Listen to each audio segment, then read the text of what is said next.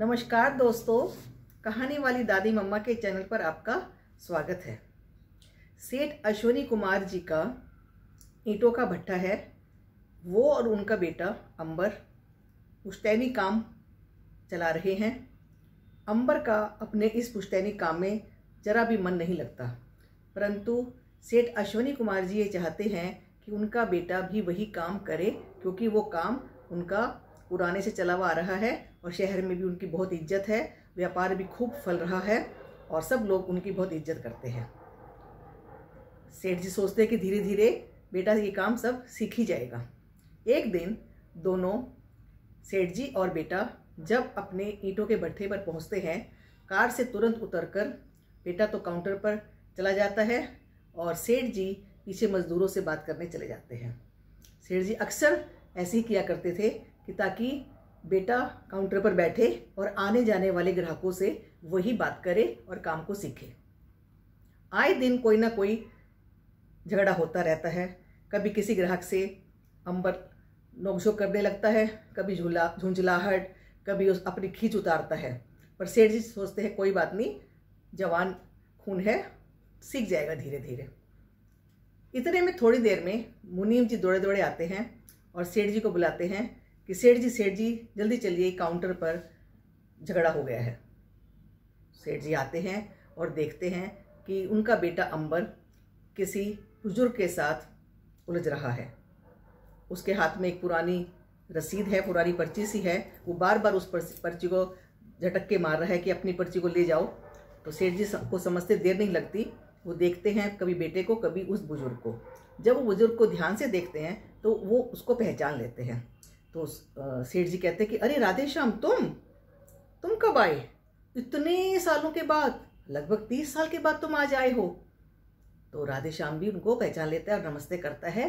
कि कहता है कि ये देखिए मेरी पुरानी रसीद है और मैंने पैसे दिए थे 150 रुपये और 10,000 ईंटें लेनी थी, परंतु मैं बीच में 30 साल नहीं आ पाया। मुझे मेरे परिवार के साथ हादसा हो गया था और मुझे बाहर जाना पड़ा और अब मैं गांव में आया हूं और मैं अब अपना गांव का पुराना मकान बनाना चाहता हूं।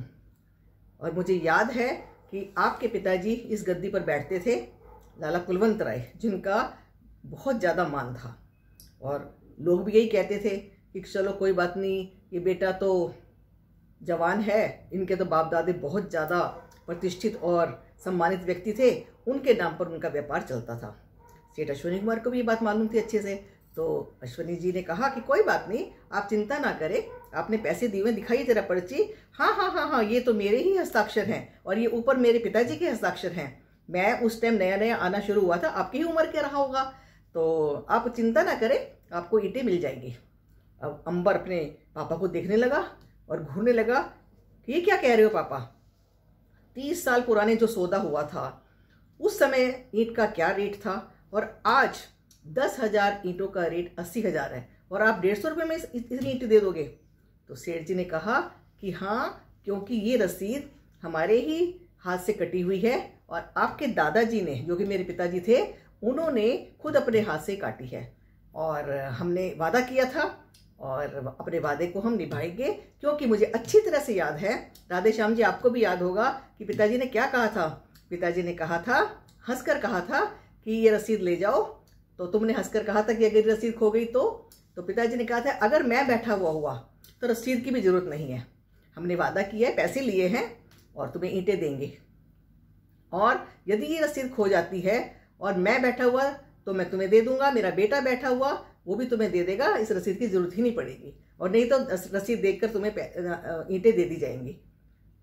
अब वो बड़ा हैरान हुआ अंबर की पिताजी क्या कर रहे हैं, ऐसे तो आप लुटवा दोगे, ऐसे कैसे बिजनेस चलेगा?